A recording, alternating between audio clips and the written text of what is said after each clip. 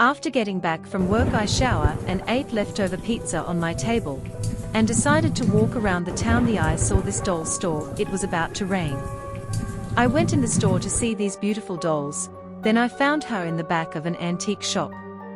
You know, the kind of place where dust is part of the inventory. She was perfect.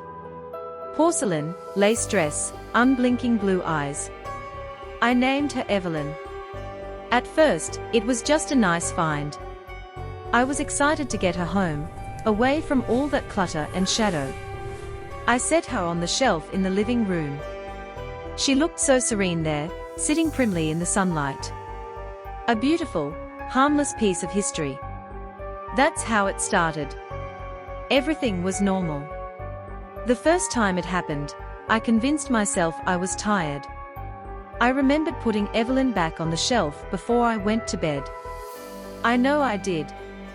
But when I came out the next morning, she was gone. She was sitting on the armchair across the room, staring right at the empty space where she belonged. Her smile looked wider. I moved her back.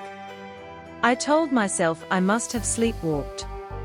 I told myself a lot of things. The next night, I was awake. Just a strange feeling. A chill. I rolled over and looked out into the hall through my cracked open bedroom door. The hallway was dark. And then I saw her. Evelyn. She wasn't on the shelf. She wasn't on the chair. She was standing perfectly upright against the far wall, facing my room. Her eyes caught the sliver of light from the street, and they seemed to glow. She wasn't sitting. She was standing. Watching me. I didn't move. I didn't breathe. I just stared at that unmoving, silent figure standing there, closer to the door than before. This wasn't a dream. This was terrifyingly, impossibly real. Finally, I forced myself up.